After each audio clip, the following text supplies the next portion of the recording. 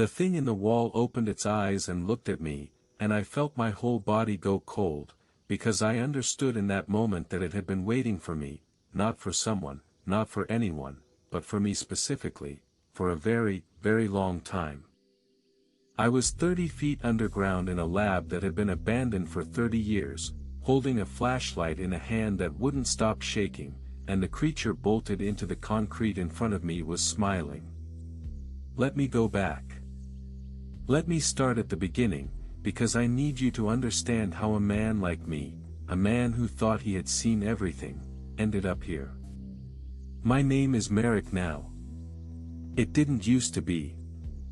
In another life I went by Red Cipher, and if you ran in certain circles in the early 2000s, you might have heard the name. I was a black hat. I broke into things that weren't mine. Banks, defense contractors, a casino once, just to see if I could. The FBI hid a canary token inside a server I'd cracked, and the second I touched it, it whispered my real IP address back to them like a tattletale. My partner, Sergey, did 2 years. I did 15. When I came out, I went straight. White hat only. Penetration testing, security audits, the boring legal version of the same dark magic. The work paid the bills. It did not, however, pay them well, which is the only reason I opened the email from a man named Vance. The subject line just said, "A job no one else can do." Attached to the email was a black and white photograph. I almost deleted it as spam before I really looked at it. It showed a man on a stage inside a circus tent. Except the word man doesn't sit right in my mouth. He was impossibly tall, gaunt to the point of horror, his ribcage pushing through the skin of his chest like the bars of a cage. And from his back rose 2 enormous feathered wings. He'd been shackled to the stage floor by his ankles. All around him, a crowd of people in old-fashioned clothes stared up with their mouths open, and you could read the expression on every single face. It wasn't wonder. It was fear. I'm not a gullible person. I pulled that image apart pixel by pixel looking for the seams of a forgery, cloning artifacts, lighting that didn't match, the soft halo you get around a bad cut and paste. I found nothing. Either it was the most flawless manipulation I'd ever seen, or it was real. And I couldn't decide which possibility frightened me more. The email said the photograph was taken in 1922, and that the man in it had vanished that same year, and that Vance needed help finding out what happened to him. I looked up Vance. It took about 4 minutes. He was a cloud data billionaire, worth somewhere north of $3 billion, and the most recent news article about him explained that he'd just been diagnosed with terminal liver cancer. Stage 4. Months, maybe. I sat back in my chair and stared at the photograph of the winged man, and I thought, this is a dying rich man losing his grip. This is the part where the money runs out of places to go and starts chasing ghosts. But work had been slow. And the contract he was offering was, frankly, obscene. So I called the number in his signature. His secretary scheduled a meeting for later that week, and a few days after that, I rode an elevator up the spine of a downtown tower to meet Vance in person. He was sitting behind a desk the size of a dining table when I came in, and he stood to shake my hand, which seemed to cost him something. He was thin in the way that sick people are thin, the flesh gone, the architecture of the skull showing through. He'd lost all his hair. But his handshake was firm, and his smile was the smile of a man who had spent his whole life convincing people to give him money. "The famous red cipher," he said.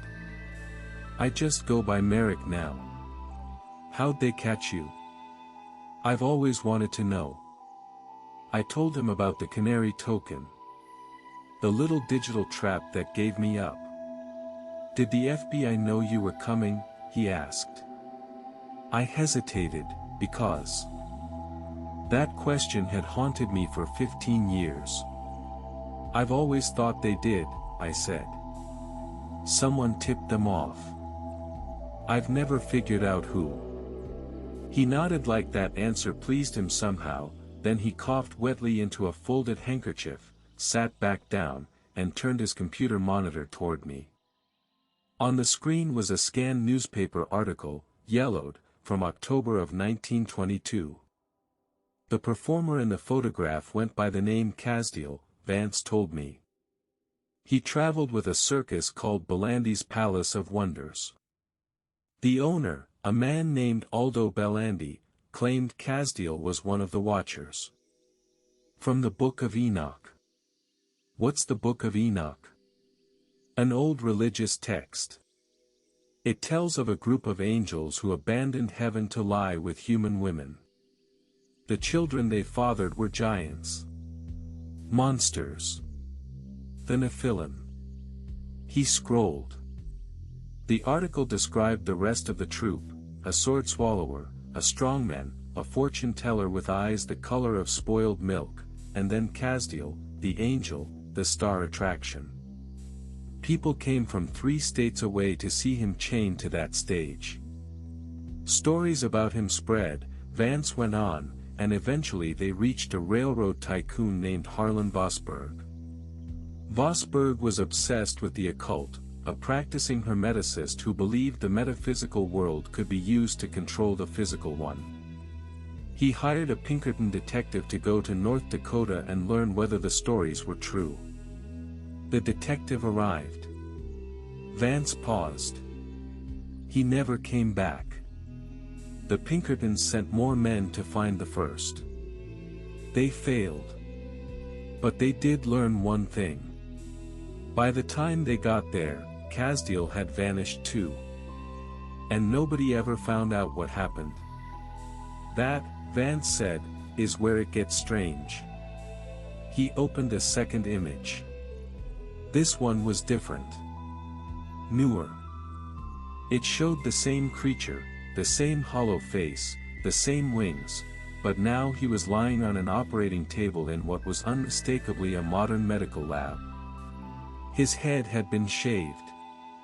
His wings had been mutilated, the feathers torn out in patches. His skin was a roadmap of surgical scars. This was posted to a conspiracy bulletin board in the late 1980s, Vance said. The person who leaked it claimed they worked for a genetics company called Viridian. Viridian was founded by Vosburgh's grandson. I've seen things on the dark web that would put most people into therapy for the rest of their lives. Cartel videos. Industrial accidents shared like trophies. Exploitation rings. I learned a long time ago to look at horror the way you look at data, to separate the facts from the suffering, to flatten it into something I could process without it processing me. This photograph defeated that skill completely. My stomach turned over. Something at the base of my brain, something older than language, told me to close the laptop and walk out of that building and never come back. Instead I asked, so you think this Vosburgh family has had him locked up this entire time? 100 years? Vance leaned across the desk, and for the first time the salesman's smile slipped, and underneath it was something hungry. Vosburgh's grandson was a heavy smoker, he said. He was diagnosed with lung cancer around my age. I have friends who know him. They say he cured it. A pause. They say he stopped aging. And then I understood what this was. It wasn't about finding the angel. A dying man doesn't pay $3 billion to solve a 100-year-old mystery. He pays it to live. I told Vance I'd look into Viridian. He told me to work fast. For the next 3 days I did what I do best. I dredged the bottom of the internet. Archived forum posts, dead conspiracy boards, godlike productions, lunatic outpost, the rotting Usenet archives nobody reads anymore. I crawled Tor sites with names like Dread. And on an old alt conspiracy chain, I found a username, NullVector. NullVector claimed to be the original source of the Viridian Angel photo. There was an email attached, ancient, from a provider that barely existed anymore. I took a shot in the dark. I sent a single line, "Did you take this picture?" and attached the photo, and I figured that was the end of it. 2 weeks later, NullVector wrote back. An invitation to a Signal group. I joined. "Who are you?" they asked. "My name's Merrick. I'm a private investigator. I've been hired to look into Viridian's angel experiments. Send me a picture of your face with your driver's license next to it. I hate giving strangers my ID. In my old line of work that was the kind of mistake that ended people. But I had nothing else, no other thread to pull, and I told myself I could always get a new license. So I sent it. An hour later, my phone rang. A woman's voice. "You're not working for Viridian, are you? Just for someone they screwed over." "They've screwed over a lot of people," she said quietly. NullVector was my father. Matteo. He worked at Viridian from 1986 until he was found dead in his apartment on June 5, 1992. How'd he die? The police said heroin overdose. Her voice went flat and hard. My father never touched a drug in his life. He wouldn't take aspirin for a migraine. He hated needles. Have you ever felt like something was watching you, like the air in a room has weight, like the dark in the corner is paying attention? Hold on to that feeling. You're going to need it. What was Viridian working on? I asked. They called it Project Nephilim. They were trying to sequence the angel's DNA. They believed his genome held secrets. That if they could map it, they'd unlock the structure of the universe itself. She paused. My father kept a journal. He had more photographs. I'll send you everything. On one condition. If you find proof that Viridian killed him, you bring it to me. I agreed. The files came through that night. The new photographs were worse. So much worse. In them, Casdiel's body had been opened up like a piece of machinery. Wires threaded into his arms and chest. Clear plastic tubes ran out of his veins and into racks of test tubes, drawing his blood off in dark ribbons. And in a journal entry dated January 14, 1992, Matteo had written, I got a camera into the basement of the New Mexico lab. I don't know where Viridian found these surgeons. They don't speak English. Only Italian. They drew 6 vials of blood from the angel and sent them upstairs to Elias, our ontological geneticist. The final entry was dated June 2nd. 3 days before he died. Elias thinks Vosberg has lost his mind. Vosberg thinks the angel wants revenge. He says we have to keep it chained in the lab forever. Or at least as long as he's alive. I called Vance and told him everything. This is excellent work, he said. Now we just need to get you inside that building. I'm working on it. Work faster. It didn't take long. The old Viridian lab in New Mexico had been sold to a holding company called Serpens, and Serpens had put it back on the market. It was just sitting there, empty, waiting for a buyer that never came. I told Vance I needed a tour. He made one phone call. By the next afternoon it was scheduled, and I was on a plane. It was on that flight that I had the first dream. I was asleep with my forehead against the cold window, and then Casdiel was leaning over me in the dark of the cabin, his wings beating slowly behind him, and I could not move. I could not scream. My body had been switched off. He ran one long, bony finger down the side of my face, almost tenderly, and he whispered, "I'm waiting for you, Merrick." I woke up soaked in sweat as the wheels hit the runway. The man across the aisle was staring at me. I must have made a sound. I took a cab to a cheap hotel and spent the night going over every photograph of the lab I had, trying to map it, trying to guess where in that concrete labyrinth a man might hide a 100-year-old monster. I barely slept. Every time I closed my eyes I felt that finger on my cheek. The next morning I met the realtor in the parking lot.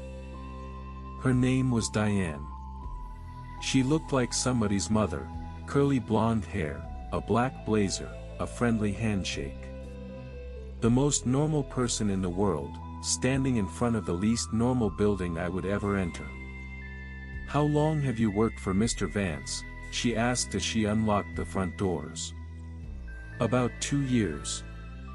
And what's he planning to do out here?" "I really can't say. He likes to keep things quiet." She smiled and let it go. The first floor was a graveyard of office furniture. Cubicle dividers in rows. Gray industrial carpet. Gray blinds over the windows turning the daylight the color of dishwater. It smelled like dust and old plastic and something underneath that I couldn't name, something faintly sweet, faintly wrong, the way a house smells when something has died in the walls and you can't find it. "It's a wonderful building," Diane said brightly. "So much space. So much potential. It's been empty since Viridian shut down." "Yes. Serpens acquired it recently but they haven't found a buyer." She lowered her voice like she was sharing a secret. "There used to be rumors, you know, that the place is haunted. But the owners send cleaners every 2 weeks. It's in lovely condition. If this story is keeping you up, do me a favor and subscribe. We post new horror here every single night." "Could I see the basement?" I asked. Her smile flickered. "I'm not really supposed to take people down there." "Why not?" "The cleaners don't get to it as often." "I'd really like to. Mr. Vance will need somewhere to put server racks. Cooling, raised floors, that kind of thing." She wavered, then relented. "I suppose." Quickly. We took a concrete stairwell down, and she flipped a switch, and a row of fluorescent tubes stuttered to life over a long gray hallway.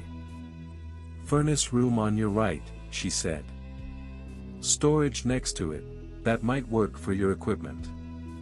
But I wasn't listening to her anymore, because at the very end of the hallway, past the reach of the lights, there was a metal door. Heavy. Industrial. The kind of door that isn't meant to keep people out of a storage closet. "Where does that go?" "I have no idea," Diane said. "I'd have to ask the owners." I walked to it and tried the handle. Locked. And the metal of the handle was warm. Not room temperature. Warm, like something living had just let go of it. And the moment my skin touched it, the hallway tilted. The floor rolled like the deck of a ship. My vision smeared at the edges. I went down onto one knee without deciding to, and for a moment, just a moment, I wasn't in the hallway at all. I was in a circus tent. Sawdust and lamplight. Casdiel sat in an iron cage, and a man in a suit and a derby hat stood beside the bars, and the angel was speaking to him in a low, conspirator's voice. "Aldo keeps the keys under his pillow," Casdiel said. "He drank an entire bottle of rum tonight. Reach under and take them. He won't stir. And if I free you, the man whispered, you'll come back to California with me? You promise? There's nowhere I would rather be.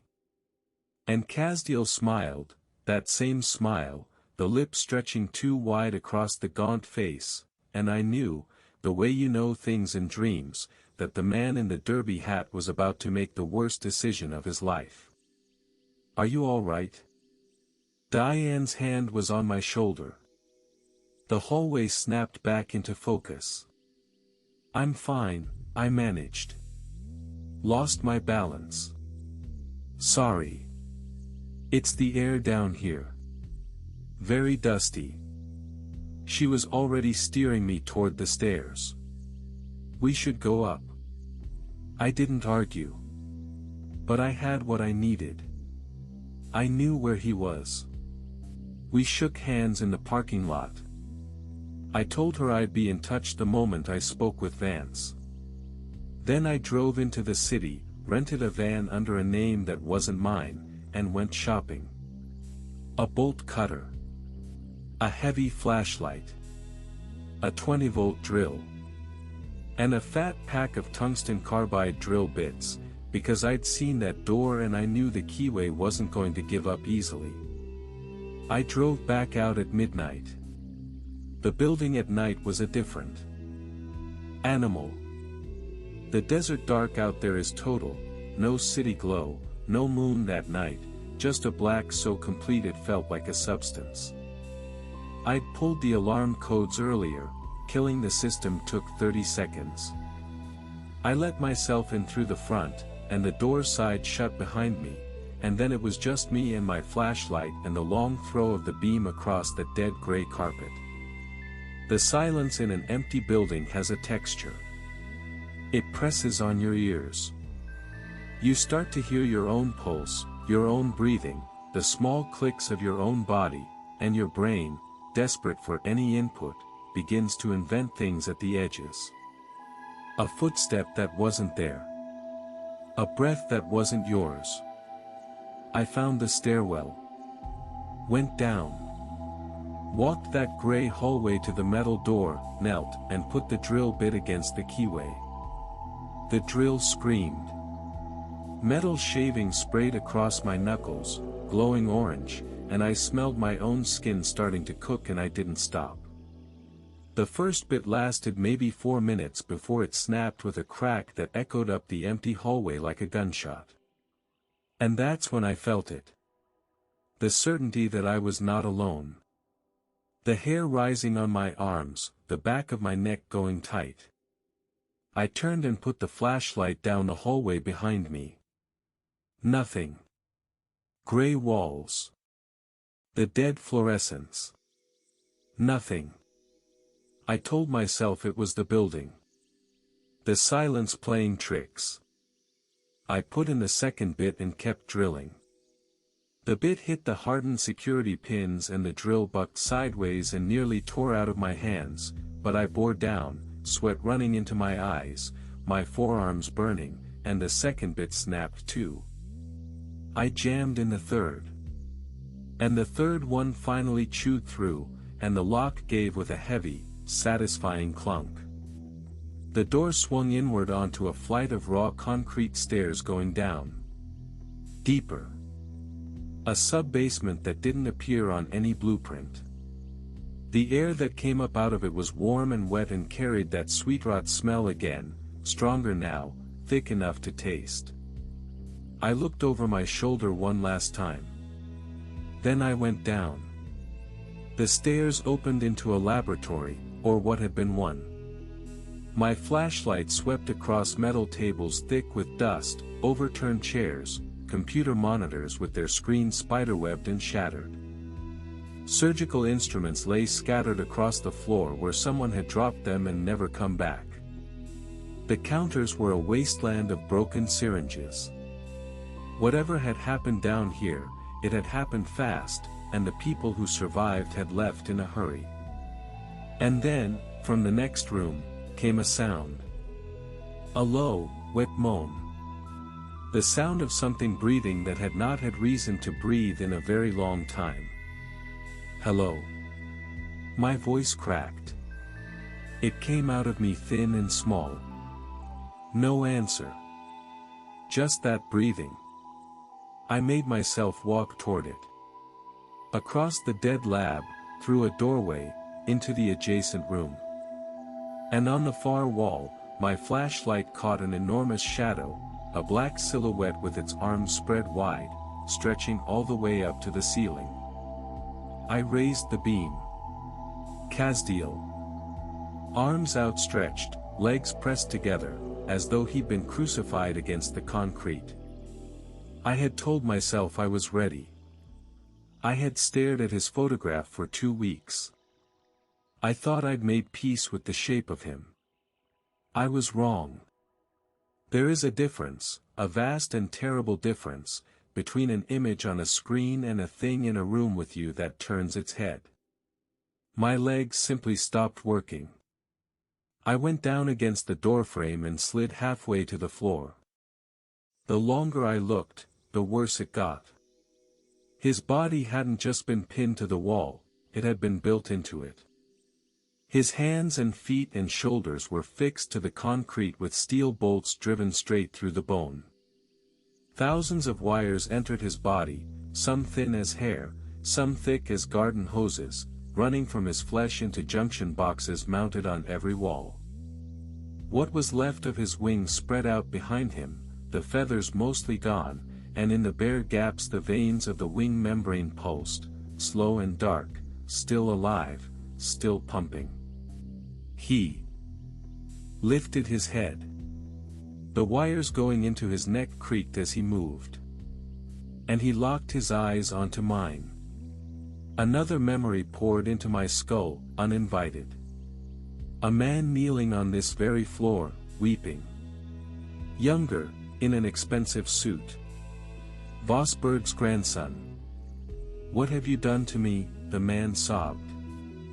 And Casdiel, looking down from the wall, said, "I've given you everything you ever wanted. You've cursed me."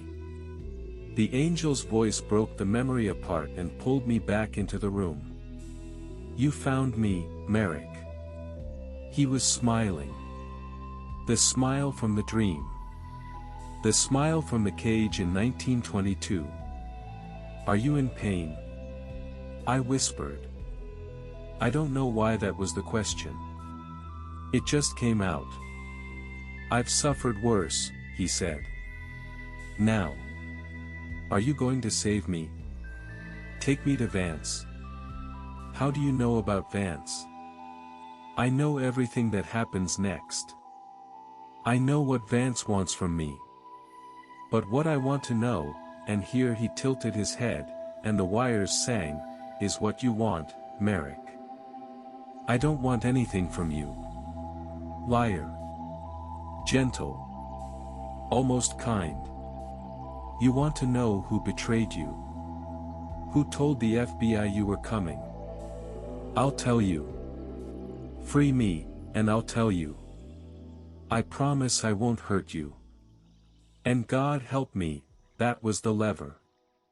That was the exact lever, and he knew it, the same way he'd known to whisper to a man in a derby hat about keys under a pillow. 15 years. 15 years I'd turned that question over in the dark of a cell. Someone sold me. Someone I trusted. And here was a thing that knew. What would you have done? I still wonder, to this day, whether any man could have walked away. I didn't. I picked up the bolt cutters. My hands weren't shaking anymore. I cut the first bolt, then the next, and Casdiel began to lean forward out of the wall, and the wires went taut and then started snapping one by one with sounds like breaking guitar strings. He stepped down onto the floor. He was even taller standing free. He brought his ruined face down to the level of mine, close enough that I could smell his breath, and it smelled like the inside of a grave. "It was Sergei," he whispered. "My partner. My best friend. Of course it was. And suddenly the whole shape of it was obvious, had always been obvious if I'd let myself see it. Sergey had hacked that crypto exchange even after I warned him it was watched. He'd gotten caught, just like I told him he would. And to save his own skin, he'd traded mine. 2 years for him. 15 for me. All those prison visits, all those jokes he brought to cheer me up, all that performed loyalty, built on top of the thing he'd done. I laughed. It echoed off the concrete, ugly and high. I thought about all the ways I would make him pay. Before I died, I'd make sure Sergey suffered exactly the way I had. And while I was lost in that warm red fantasy, Kazdiel reached down and lifted me off the floor. "What are you doing?" I shouted. His mouth began to open. It didn't open like a mouth.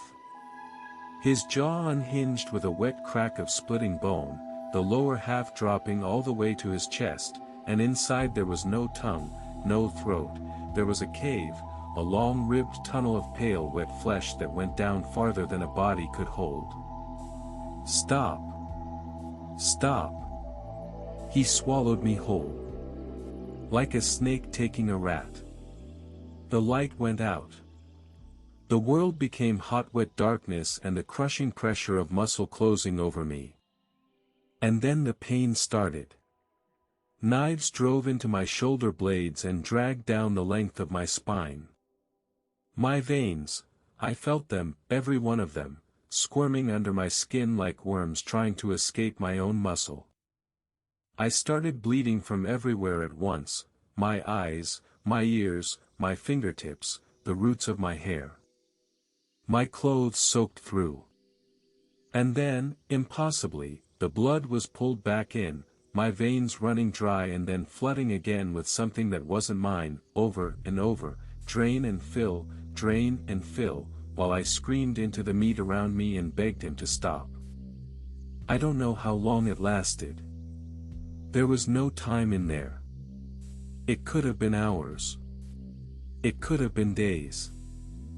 Then I woke up on the concrete floor. Black blood was dripping from my mouth. My clothes were stiff with it. My whole body ached down to the marrow, like every bone had been broken and badly reset. And Kazdiel was standing over me, free, whole, the same black blood running from his lips, and without a word he turned and walked away down the hall. "Where are you going?" I croaked. "What did you do to me?" He didn't answer. I dragged myself up and stumbled after him, but the dizziness took me again and I had to catch myself against the wall. By the time I made it up the stairs and out into the desert night, I found him already sitting in the back of my van. Calm. Patient. Waiting. "Take me to Vance now," he said. I called Vance from the road. He gave me an address, a warehouse in Northern California. I drove all night and into the next day. 15 hours. I only stopped for gas, and at every station I avoided my own reflection in the windows. When I delivered him to that warehouse, men I'd never seen came out and took him inside and nobody asked me a single question, and I drove away feeling, of all things, relieved. Relieved to be done. Relieved to be rid of dying men and missing angels and 100 years of other people's sins. I went back to my normal work. Security audits. Boring, legal, safe. The changes started slowly. The first few weeks it was just soreness, deep aches in my muscles and joints. I blamed the long drive, the stress, the sleepless nights. Then I noticed my clothes had stopped fitting. My sleeves rode up. My shoes pinched. I bought a tape measure, and I started checking myself every morning, and I watched the numbers climb. 6'1". 6'2". 6'3". My arms and legs lengthened. My fingers grew long and thin and spidery. My shoulders broadened until I had to turn sideways through doorways I'd walked through my whole life. And I was always hungry. A bottomless, gnawing hunger that no amount of food could touch. Worse, I couldn't keep cooked food down. The smell of it made me gag, made my stomach clench. The only thing I could eat, the only thing my body wanted, was raw meat, and I will not tell you how much of it, or describe the noises I made eating it alone in my kitchen at 3 in the morning. Then, 3 months after that night in the lab, I felt the first sharp pain in my back. 2 hard knots growing beneath the skin between my shoulder blades. They grew. And I knew exactly what they were long before I let myself say the word. Wings. They were small at first. Then they weren't. Soon I couldn't hide them under a jacket without hunching like a man with a terrible secret, which is exactly what I was. I thought about calling Mateo's daughter. I'd promised her the truth, hadn't I? But what truth could I give her? That I found the angel her father died for, and I let him out, and he reached into me and rewrote what I am. That I'm becoming the very thing in those photographs. I tried to call Vance instead. I wanted to warn him, about what the angel does, about what it gives you and what it takes. He never picked up.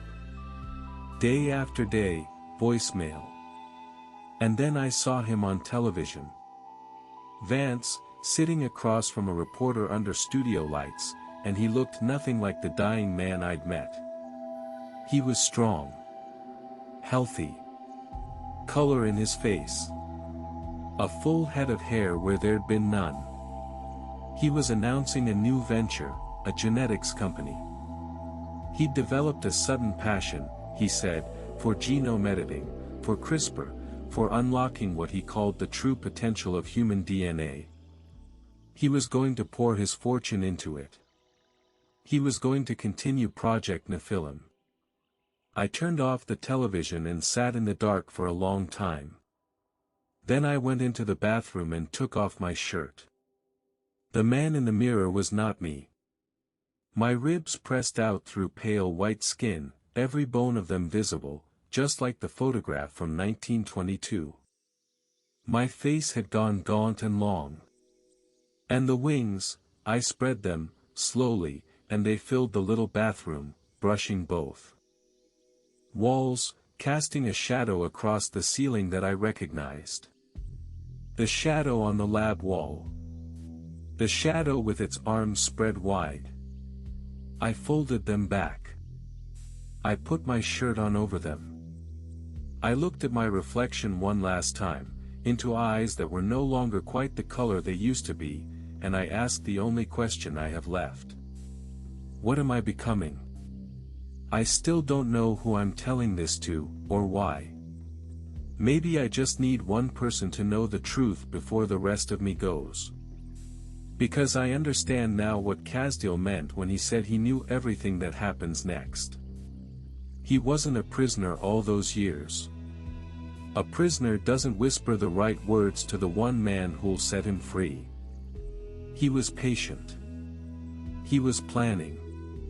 And somewhere out there, in a warehouse in Northern California, a billionaire with a brand new fortune and a brand new body is building him a future, and I helped.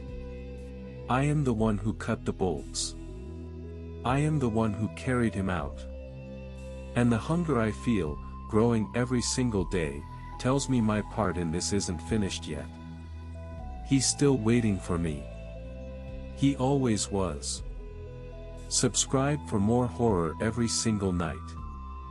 And if you want more stories that will keep you up, check out What the Wow Stories for the wildest relationship drama you've ever heard.